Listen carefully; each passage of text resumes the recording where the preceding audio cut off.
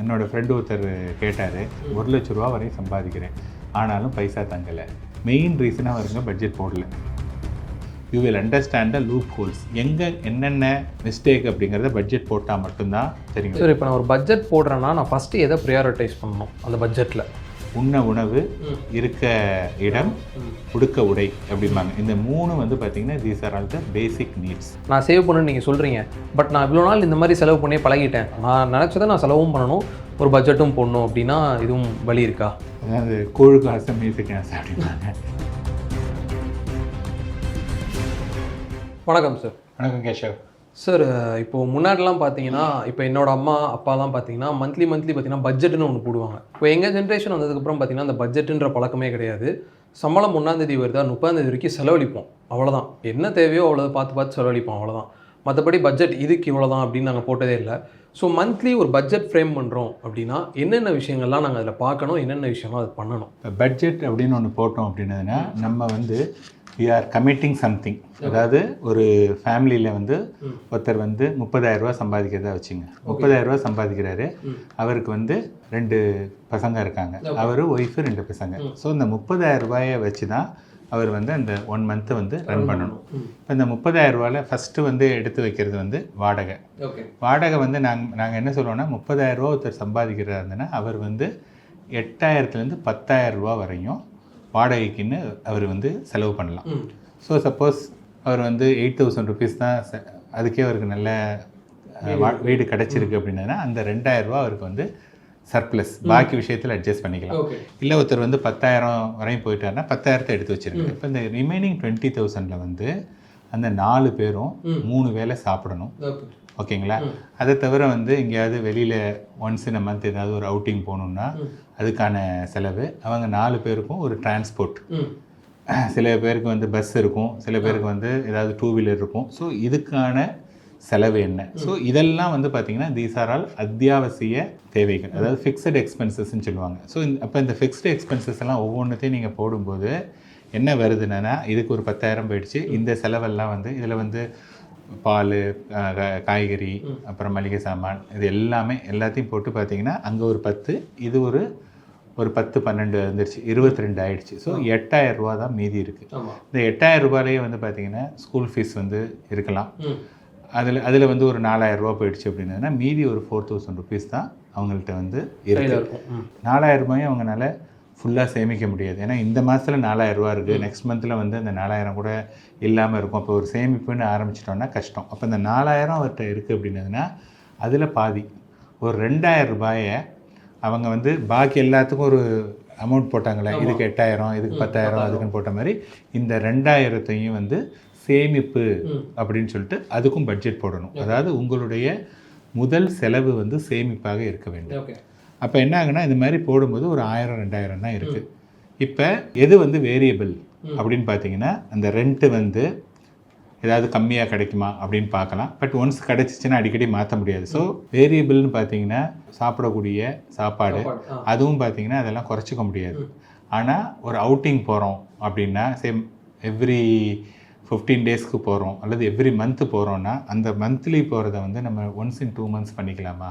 So அது மாதிரி பண்ணும்போது நமக்கு வந்து ஒரு 1,000 ரூபா மிச்சமாகுது. அந்த 1,000 ரூபாயை வந்து நம்ம இதுக்கு வந்து முதலீடு பண்ணலாம் அப்படிங்கிற மாதிரி. இது வந்து என்னென்னா, this is called budget is nothing but forced discipline. So நமக்கு வந்து இது மாதிரி எங்கெங்கெல்லாம் ஃபோர்ஸ்டு டிசிப்ளின் வருதோ அங்கே தான் ஓரளவுக்கு நமக்கு ஒர்க் அவுட் ஆகுது. இப்போ ஃபார் எக்ஸாம்பிள் நீங்கள் ஒரு கம்பெனியில் வேலை பார்க்குறீங்க, அங்கே வந்து ஆஃபீஸ் டைம் வந்து 9 o'clock அப்படின்னு சொல்லிட்டாங்கன்னா, நீங்கள் மாதத்தில் 30 நாளில் ஒரு 20 நாள் வேலைக்கு போகிறீங்க. 20 நாளில் வந்து 17-18 நாள் வந்து கரெக்டாக 9 மணிக்கு போயிடுவீங்க. அதே சமயத்தில் உங்களுக்கு வந்து 9 o'clockலாம் கிடையாதுப்பா, நீங்கள் எப்போ வேணாலும் வரலாம், எப்போ வேணாலும் போகலாம். எப்போ வரீங்களோ அதுலேருந்து ஒரு 8 hours நீங்கள் வந்து ஆஃபீஸில் இருக்கணும். பஞ்ச் பண்ணுற டைம் வந்து 8 hours அப்படின்னு சொன்னால் ஒரு நாள் கூட 9 மணிக்கு போக மாட்டீங்க. Correct sir. கரெக்டாக எப்போ வேணால் போய்க்கலாம், நம்ம எப்போ வேணாலும் போகலாம் அப்படிங்கும்போது அங்கே அதை வந்து நம்ம விட்டுடுறோம்.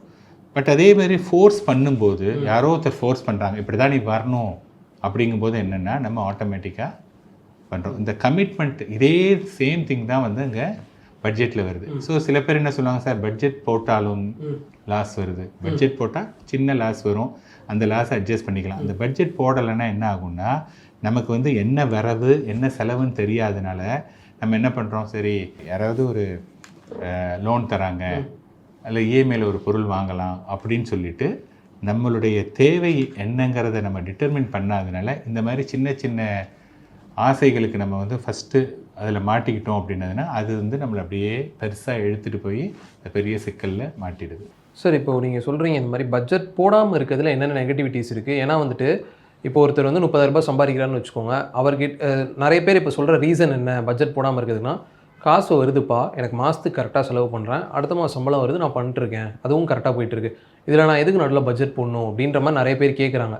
பட்ஜெட் நீங்கள் சொல்கிறீங்க, ஆனால் நான் போட்டு எனக்கு எதுவும் யூஸ் இருக்க மாதிரி தெரில, ஸோ நான் எதுக்கு போடணுன்றாங்க. இதுக்கு நீங்கள் என்ன சொல்லுவீங்க? பட்ஜெட் போடும்போது என்னென்னா நம்ம ஒவ்வொரு கேட்டகரிக்கும் எவ்வளோ ஸ்பெண்ட் பண்ணுறோம் அப்படிங்கிறது நமக்கு தெரியுது. இப்போ பட்ஜெட் போடலை அப்படின்னா, இப்போ என்னோடய ஃப்ரெண்டு ஒருத்தர் கேட்டார், சார் நான் நிறைய சம்பாதிக்கிறேன், 1 லட்ச ரூபா வரையும் சம்பாதிக்கிறேன், ஆனாலும் பைசா தங்கலை.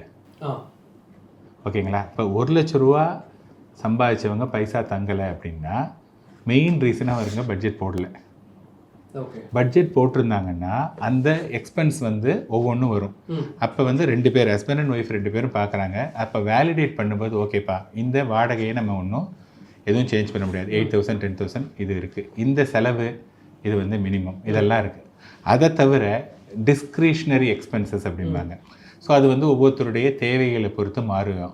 அந்த விஷயத்தை இப்போ ஃபார் எக்ஸாம்பிள் அந்த பர்சன் வந்து கம்பெனியில் ஒரு கேப் வருது, கேபில் வந்து மார்னிங் 8 மணிக்கு கேபில் ஏறணும், ஈவினிங் 5:30க்கு கேப் வந்து வந்துடும். இதில் வந்து நீங்கள் போனீங்கன்னா ரொம்ப கம்மியான மணி தான், that is get adjusted in the salary it self.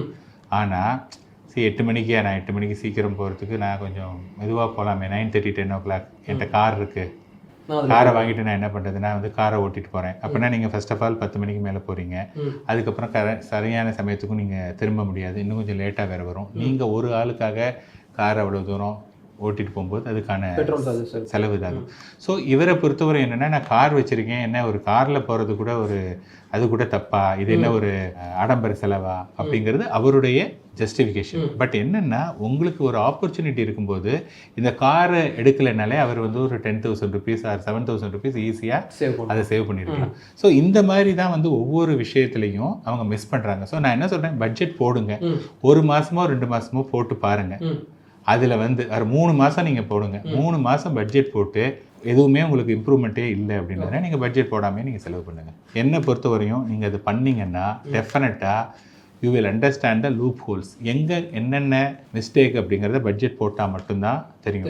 நீங்கள் சொல்கிறீங்களே அப்படி இருக்கும்போது இந்தியா அவ்வளோ பெரிய இதுக்கு வந்து அவங்க என்ன பண்ணுறாங்க, ஒன்று வந்து கண்ட்ரிக்கு வந்து ஒரு சென்ட்ரல் கவர்மெண்ட்டில் அவங்க ஒரு பட்ஜெட் போடுறாங்க, தமிழ்நாடு கவர்மெண்ட்டு அவங்க ஒன்று போடுறாங்க, ஒவ்வொரு ஸ்டேட் கவர்மெண்ட்டும் அவங்க they are putting a budget. So அப்போ பாருங்கள், ஒரு பெரிய கண்ட்ரியே வந்து பட்ஜெட் போடாமல் ஒன்றும் பண்ண முடியாது அப்படிங்கும்போது நம்ம ஒரு சாதாரண ஒரு ஒன் மேன் ஆர் ஒரு 10 பேர் இருக்கக்கூடிய ஒரு 5 பேர் இருக்கக்கூடிய குடும்பம் வந்து நான் பட்ஜெட் போட மாட்டேன் அப்படின்னு சொன்னோன்னா நீங்கள் போடாமல் இருக்கலாம், பட் இந்த சேவிங்கிறது வந்து டெஃபினட்டாக it will be question mark. Sir இப்போ நான் ஒரு பட்ஜெட் போடுறேன்னா நான் ஃபஸ்ட்டு எதை ப்ரியாரிட்டைஸ் பண்ணணும் அந்த பட்ஜெட்டில்? பட்ஜெட்டில் வந்து பார்த்தோன்னா நான் முன்னாடியே சொன்ன மாதிரி there are something called fixed expenses. ஒரு ஃபேமிலி அப்படின்னதுன்னா அவங்க வந்து உண்ண உணவு, இருக்க இடம், உடுக்க உடை அப்படிம்பாங்க. இந்த 3 வந்து பார்த்தீங்கன்னா these are all the basic needs. இது வந்து யாருமே காம்ப்ரமைஸ் பண்ணணும்னு சொல்லலை, பண்ணவும் வேண்டாம். அப்போ ஃபஸ்ட்டு வந்து அந்த ரெண்ட்டை பொறுத்தவரையும் நீங்கள் வந்து ஃபார் எக்ஸாம்பிள் ஒரு சிட்டியில், அதாவது ரொம்ப மெயின் ஏரியாவில் வீடுன்னா 10,000 ரூபாய், கொஞ்சம் உள்ள கொஞ்சம் தூரம் நடக்கணும்னா ஒரு 7,000 ரூபாய் 8,000 ரூபாய் கிடைக்குதுன்னா அந்த 2,000 rupees வந்து பெட்டரா இல்லை அந்த 2,000 rupeesக்கு அது ஜஸ்டிஃபைபிள் இல்லையாங்கிறத நீங்கள் தான் டிசைட் பண்ணணும், நான் சொல்ல முடியாது. ஸோ அவங்க என்ன பண்ணுறாங்க, ஓகேப்பா கொஞ்சம் தூரம் நடக்கணும்ப்பா, அதனால பரவாயில்ல, பட் என்னால் கொஞ்சம் தூரம் நடந்தாலும் ஒரு எக்ஸசைஸ் மாதிரி ஆகிடுது, ஐ கேன் சேவ் 2,000 rupees அப்படின்னா அந்த 10,000லேருந்து 8,000க்கு அவங்க போகலாம். ஸோ அப்போ என்ன, அது even though something is a fixed expenses, அதில் கூட அவங்களால கொஞ்சம் கம்மி பண்ணிக்க முடியும். அதுக்கப்புறமா ஃபுட்டில் பொறுத்தவரையும் என்னென்னா, கூடுமான வரையும் வெளி ஃபுட்டு வந்து நீங்கள் வாங்கி சாப்பிடாமல் இருக்கணும். இப்போ இல்லை பக்கத்து வீட்டில் இருக்கிறவங்க இப்போ பார்த்தாலும் ஸ்விக்கியில் வந்து வாங்கி ஆர்டர் பண்ணி சாப்பிட்றான், நான் வந்து எனக்கும் ஆசையாக இருக்குது அப்படின்னதுன்னா ஓகே, ஆசையாக இருந்ததுன்னா மேபி மாதத்தில் ஒரு தடவையோ 2 தடவையோ பண்ணுங்கள். வாரம் பண்ணுறான் அப்படின்னா நீங்கள் வாரம் பண்ணாதீங்க. ஸோ அதில் வந்து நீங்கள் கொஞ்சம் கம்மி பண்ணலாம். ஸோ இந்த மாதிரி ஃபிக்ஸ்டு எக்ஸ்பென்சஸ் சில விஷயங்கள்லாம் வந்து நம்ம என்ன நினச்சாலும் குறைக்கவே முடியாது. ஸோ அதெல்லாம் முடிச்சுட்டு மீதி என்ன மணி இருக்குது, இப்போ சப்போஸ் சார் இதெல்லாம் ஃபிக்ஸ்டு எக்ஸ்பென்சஸ் எல்லாம் முடித்தாலே எனக்கு வந்து ஒன்றுமே இல்லை அப்படின்னா அவங்க வந்து சம்பாதிக்கிறது ரொம்ப கம்மி. இப்படியே இருந்ததுன்னா நிலைமை முன்னேறாது. அப்போ ஒரு ஹஸ்பண்ட் மட்டும்தான் வேலை பார்த்துட்டு இருந்தாங்கன்னா ஒய்ஃபும் வேலைக்கு போகணும். இன்றைக்கெலாம் வந்து ஆன்லைன் வந்துருச்சு, நிறைய விஷயங்கள் வந்து வீட்டிலேருந்தே பண்ணலாம். ஸோ ஏதாவது ஒரு விஷயம் வந்து அந்த விமன் வந்து அவங்க ஹஸ்பண்டுக்கு வந்து ஃபினான்ஷியலாக கான்ட்ரிபியூட் பண்ண முடியுமா அப்படிங்கிற ஒரு விஷயத்தை பார்க்கலாம். ஆர் இப்போ இவர் வேலை பார்க்கக்கூடிய கம்பெனிலேயே இதை விட இதோட காம்படிட்டர் இங்கே அவர் வந்து 30,000 ரூபா சம்பாதிக்கிற இடத்துல இந்த எக்ஸ்பீரியன்ஸுக்கு ஒரு காம்படிட்டரில் ஒரு 40,000 ரூபா கிடைக்கிது. They are also equally good company அப்படின்னதுன்னா அந்த மாதிரியான இடத்துல வந்து அவர் வேலைக்கு போகணும். ஒன்று வந்து தேவையை குறைக்கணும். தேவையை இதுக்கு மேலே குறைக்க முடியாதுன்னா உங்களுடைய இன்கம்மை இன்க்ரீஸ் பண்ணணும். ஏதாவது ஒன்று பண்ணால் தான் வந்து அது வந்து பேலன்ஸ் ஆகும். சார் கடைசி கொஸ்டின் வந்து என்னென்னா, இப்போ நான் பட்ஜெட் போடுறேன், இப்போ நான் ஒரு செலவு பண்ணிகிட்ருக்கேன்ல சார், மாதம் ஒரு செலவு பண்ணிகிட்ருக்கேன். இருந்தாலும் இப்போ நான் ஃபஸ்ட் டைம் பட்ஜெட் போட போகிறேன்னா எனக்கு அந்த செலவையும் இடிக்கக்கூடாது, அதுவும் இல்லாமல் நான் பட்ஜெட்டும் கரெக்டாக போடணும், சேவும் பண்ணணும் அப்படின்னு நினைக்கிறேன்னா அதுக்கு ஏதாவது ஒரு வழி இருக்கா? ஏன்னா நிறைய பேர் கேட்குறது என்னென்னா, நான் சேவ் பண்ணணும்னு நீங்கள் சொல்கிறீங்க, பட் நான் இவ்வளோ நாள் இந்த மாதிரி செலவு பண்ணி பழகிட்டேன், ஏதாவது ஒரு எனக்கு ஒரு அதாவது ஒரு சொல்யூஷன் மாதிரி இருக்கா? நான் நினச்சதை நான் செலவும் பண்ணணும், ஒரு பட்ஜெட்டும் போடணும் அப்படின்னா இதுவும் வழி இருக்கா? அதாவது கூழுக்கு ஆசை மீசைக்கு ஆசை அப்படின்னாங்க. இப்போ வந்து பார்த்தீங்கன்னா ஃபார் எக்ஸாம்பிள் இப்போ ஒருத்தர் வீடு வாங்குறாருன்னு வச்சுக்கோங்க. வீடு வாங்குறவர் வந்து இவ்வளவு நாளாக 1,00,000 ரூபா சம்பாதிச்சுட்டு அவர் வந்து 50,000 ரூபா வாடகை கொடுக்கல, 15,000 20,000 தான் வாடகை கொடுத்துட்டு இருந்தார். அவர் வந்து செலவுகள்லாம் பண்ணிட்டு இருந்தார். எவ்வளவு? 1,00,000 சம்பாதிச்சார். நாளைக்கு வந்து அவர் ஒரு வீடு வாங்கணும் அப்படின்னா 50,000 ரூபா 50% of the money goes towards is EMI.